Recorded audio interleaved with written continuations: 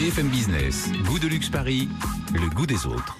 Sophie De Santis, bonjour. Bonjour Karine. Journaliste au Figaroscope. En avant-première tous les lundis, on a un petit peu de ce qui sera dans le Figaroscope de mercredi avec le Figaro. Élodie Rouge, bonjour. Bonjour. Rédactrice en chef de Do It in Paris, le meilleur de Paris sur Internet. Allez, à vous l'honneur, puisque vous allez nous parler un petit peu de mode et on est toujours en pleine Fashion Week. Oui, alors en pleine Fashion Week, il y a plein de marques. Il y en a des américaines, des anglaises, des belges. Et ben là, j'avais envie de vous parler d'une pure marque parisienne, pensée à Paris, confectionnée à Paris, par une certaine Clémence Dru, ultra brillante, qui est donc, voilà, alors c'est intéressant parce qu'elle fait partie d'un clan très parisien, c'est la cousine de Delphine Delafont qui fait elle-même des sacs made in Paris, voilà, et donc elle a monté ce studio, on pourrait presque dire Com, qui fait des collections très inspirées et qu'on connaît particulièrement pour son petit blouson rouge qui est brodé au Sénégal par un petit orphelinat et dont sont extrêmement friandes toutes les Parisiennes dans le vent, à commencer par Léa Seydoux, Camille Cotin, voilà. C'est un petit blouson bombers comme on les retrouve très souvent en ce moment, mais j'ai envie de dire que c'est un peu la nouvelle pièce iconique des Parisiennes dans le vent, Caroline de Maigret adore. Et ça tombe bien, ils ouvrent un pop-up rue Elvézire dans le Marais cette semaine, où on pourra venir se le faire broder sur mesure et voilà, et découvrir toutes les pièces très atemporelles. Clémence Dru, elle revendique complètement d'être de l'affiliation de la famille de Lou Doyon, de Jane Birkin. Voilà, elle aime très people. Donc, elle aime voilà ce vestiaire masculin, féminin, mais extrêmement sexy et tellement parisien, n'est-ce pas, Sophie? Ça s'appelle Com Édition. Je pense que c'est rue Elzévir. Rue Elzévir, pardon. Je me suis à Paris dans le 3e. Demain soir, c'est l'inauguration et donc on le retrouvera toute la semaine. Eh bien, voilà pour découvrir Com Édition. Donc, allez, on poursuit. Vous avez sorti votre chien, Sophie? Alors, je n'ai pas de chien, mais en effet, à force d'avoir lu le dossier, voilà, c'est la mode du chien, il n'y a aucun doute. Donc, à l'occasion de ce salon qui arrive le week-end prochain, qui s'appelle Animal Expo au Parc Floral, nous avons fait le carnet d'adresses. Le tour des animaux parisiens. Nos amis les bêtes, les parisiennes, et leur carnet d'adresses, et les petits services, et les promeneurs de chiens, les dog-sitters, les magasins d'accessoires, le palace qui fait son petit menu spécial canin, un hôtel pour chats dans le 9e, un hôtel pour chiens à Vincennes. La panoplie est large. C'est le good news des animaux. Ça ne finit plus. Enfin, ils sont aussi sur scène. On les a vus dans les expos. Milou, la star du Grand Palais. Au cinéma, La Cigogne, etc. Donc, y compris l'album de Bernard Werber sur les chats. Donc, les animaux sont absolument partout. Et à la une du Figaroscope. Et voilà. On peut même faire tirer le portrait de son chien chez Harcourt. Oui, ouais, c'est ça magique. Coûte un petit peu cher, à partir de 995 €. Ah oui, mais on compte pas pour nos chers amis les bêtes. En tout cas, Milou, Hergé, ça c'est l'une des expositions que vous avez retenues. Élodie Rouge sur Do It in Paris, Hergé au Grand Palais. Ouais, on a concocté vraiment le petit condensé de toutes les expos cool de la rentrée. Et j'ai envie de dire en mode kids friendly, enfin qu'on soit vieux, qu'on soit jeune, qu'on soit cultivé ou qu'on a envie de culture glamour. Vrai, ça concerne tout. Ça fonctionne toujours. Et ce qui est génial dans cette expo, c'est que c'est un petit peu la fabrique d'une bande dessinée. C'est une expo qui ne parle pas que de Tintin, mais enfin quand même grandement, parce que Tintin, c'est un peu Hergé, mais vraiment on découvre comment est-ce qu'il a monté cette exposition. C'est très chouette parce que vraiment, alors on découvre comment aussi il construit ses aventures, quelles sont ses sources d'inspiration. C'est aussi une petite fenêtre sur l'histoire parce que quand même il a vécu la guerre froide. Enfin non mais de Tintin au Congo jusqu'au dernier épisode et puis en fait on voit toutes les couvertures de tous les pays dans lequel ça a été diffusé. Enfin, il y a vraiment énormément de choses, c'est très dense, c'est très bien, c'est très rigolo. Et c'est au Grand Palais. C'est au Grand Palais. Ça, c'est un des blockbusters. En revanche, j'aimerais que vous nous parliez d'une autre petite expo, celle du Café de Flore. Exactement. Bah alors ça, c'est très chouette. Ça aussi, c'est vraiment la petite histoire de la grande histoire de Paris. Le Café de Flore, hein, on retrouve en fait toute l'histoire du Café de Flore dans une charmante petite galerie et qui montre, voilà, de Simone de Beauvoir, Rendez-vous de Picasso, à Olivier Zam, en passant par le prix de Flore. C'est vraiment, il n'y a pas un courant artistique pratiquement, qui ne soit pas passé au Café de Flore, et en passant évidemment par la mode, la littérature, la philosophie. Oui, c'est une expo photo, donc très chouette, très instagrammable. C'est du 19 rue Guénégaud, dans le 6e arrondissement, bien sûr. À quelques pas du Flore. De Paris, évidemment, on l'imaginait bien. On parlait de chiens, tout ça, ça nous donne les crocs. Oh, elle était facile. Hein, forcément. Mais en tout cas, vous avez testé au Figaroscope les meilleures entrecôtes.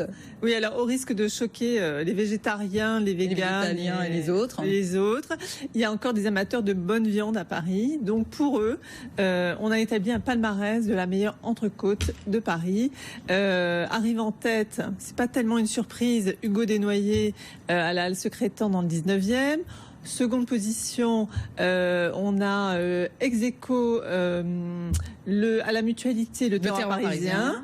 Voilà, ex-aequo avec les provinces à Aligre dans le 11e. Alors évidemment, on a aussi une interview d'Hugo Desnoyers qui nous raconte comment il source ses viandes. Il a 26 éleveurs qui travaillent pour lui, etc. Et la manière dont il cuit ses viandes et la petite recette qu'on peut faire chez soi, justement. Il faut moins, voilà. Mais mieux. Donc, voilà, c'est ça. C'est ça. Obligé d'être vegan. Enfin bref, chacun fait comme il veut. En tout cas, pour trouver une bonne entrecôte, toutes les adresses dans une quinzaine. Le Figaroscope mercredi.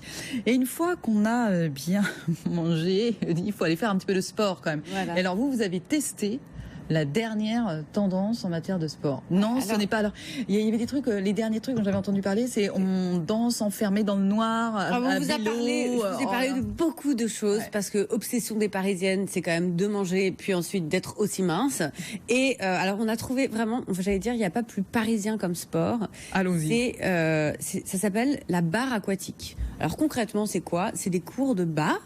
Comme on fait là-dedans. D'habitude, c'est de la barre au sol, par exemple. Voilà, c'est de la barre au sol dans l'eau. Et alors, à chaque fois qu'il y a des cours comme ça, on se demande toujours est-ce que ça marche vraiment, etc. C'est fait, on a testé avec Sophie d'ailleurs. C'est fait avec un kiné qui est le kiné, l'ostéo de l'Opéra de Paris. Donc, qui est quand même super pointu. Et le cours est donné par 2 danseurs de l'Opéra de Paris. Carrément. Alors en plus, qui vous donnent très envie de suivre leurs conseils, parce qu'ils ont un corps, je dois dire, avec une plastique assez extraordinaire. Il faut peut-être un petit peu plus d'heures de sport que nous. Et donc voilà, donc ils proposent tous les dimanches et certains lundis de faire 1 heure de barre aquatique. Alors vraiment, ça a toutes les vertus, ça affine, ça gaine. Enfin, le lendemain, moi j'avais des courbatures partout, mais c'est un sport qui n'est pas rébarbatif. On s'amuse, c'est gracieux. Il vous coach, ils vous mènent bien dans leur danse. C'est 1 heure. Justement, c'est 1 heure. Et l'eau est chauffée à 26 degrés. 33. Donc en plus, c'est pas comme l'aquagym où on se caille voilà. Et en plus, on n'est que 4, donc c'est pratiquement un cours privé. Ah oui. Il n'y a pas plus chic, c'est dans un studio privé de la rue des Grands Augustins, qui est une petite rue Saint-Germain. C'est le snobisme healthy sportif de la rentrée, de l'automne. C'est bien, mais je croyais que quand on était dans l'eau, on n'avait pas de courbature après, justement. Ah bon, on en a quand même un petit peu. Hein, moi, j'en ai pas eu. Moi, j'en ai eu première. Vous n'avez pas assez tiré. Non. Et puis alors, ils vous remettent bien. Enfin non, c'est. Pour le placement, c'est sûr, c'est merveilleux. De la barre, quoi. Et je crois qu'on. Je me disais, mesdames, que vous aviez quelque chose de transformé. Et ben, je viens de trouver. Mais voilà. C'est le port de tête, sans doute. C'est le port de tête. Allez, pour finir et se reposer de tout ceci, Sophie, une librairie.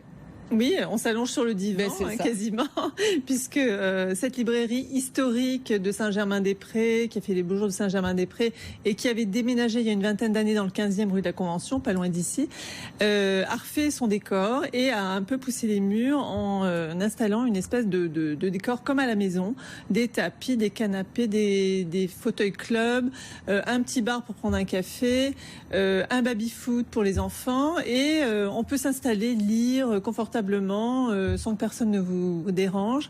Et évidemment, il y a des milliers de références en BD, en roman, littérature, sciences humaines, cours de cuisine, etc. Et c'est une librairie moderne, donc il y a une borne dans laquelle on peut choisir son livre numérique, le payer en caisse et on vous l'envoie par email le lendemain. Donc elle s'est mise à la page. Librairie qui propose des livres numériques. Enfin, première, j'en sais rien, mais je sais peut-être pas la première, mais en tout cas qui s'est mise à la page. Et oui, qui s'est mise à la page. Ah, ça c'est étonnant. Ouais. Mais c'est vrai que les librairies de plus en plus offrent un peu plus que la librairie. Et c'est quand même le minimum de. Ça n'empêche pas un divan dans une librairie. C'est ça. Et ça n'empêche pas les gens qui viennent pour commander un livre numérique d'acheter évidemment un livre au passage. Ça alors, le divan. Rue de la Convention. Donc, rue de la Convention, tiens, c'est pas très loin. 203 rue de la Convention dans le 15e arrondissement de Paris. Et on rappelle donc le Figaroscope. Mercredi, ça sera d'abord... Il y a la une pour les animaux. Paris leur appartient carrément. Oui. Ça, c'est pareil, ça va engendrer quelques polémiques. Hein. Les animaux sont des Parisiens comme les autres. Ils sont des Parisiens comme les autres, on voit bien. Vous allez vous faire vraiment des amis mercredi, je pense, Sophie de Santis avec le Figaroscope. Élodie Rouge, merci infiniment à vous. C'est quoi en ce moment à la une de Do It in Paris? Vous êtes sur la Fashion Week? Écoutez, voilà, aujourd'hui c'était Com avec leur pop-up. Oui. Demain, la barre aquatique en exclu sur Do It in Paris. Et puis les expos et toutes les actualités de la parisienne chic et connectée. Voilà, parce que vous nous avez donné que 2 expos, parce qu'on mais il y en a plein d'autres. Mais il y en a plein d'autres pour tous les goûts, bien entendu.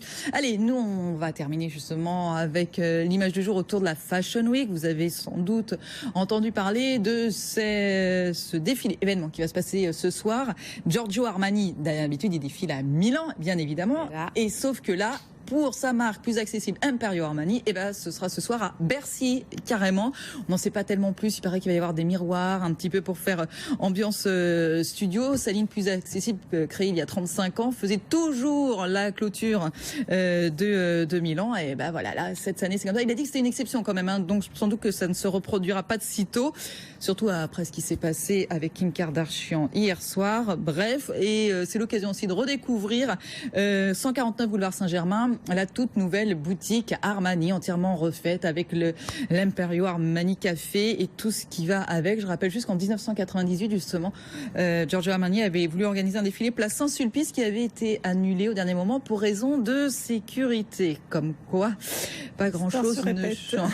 Voilà. Allez, demain, justement, on parlera mode, mais pas seulement, puisque nous recevrons la créatrice Chantal Thomas.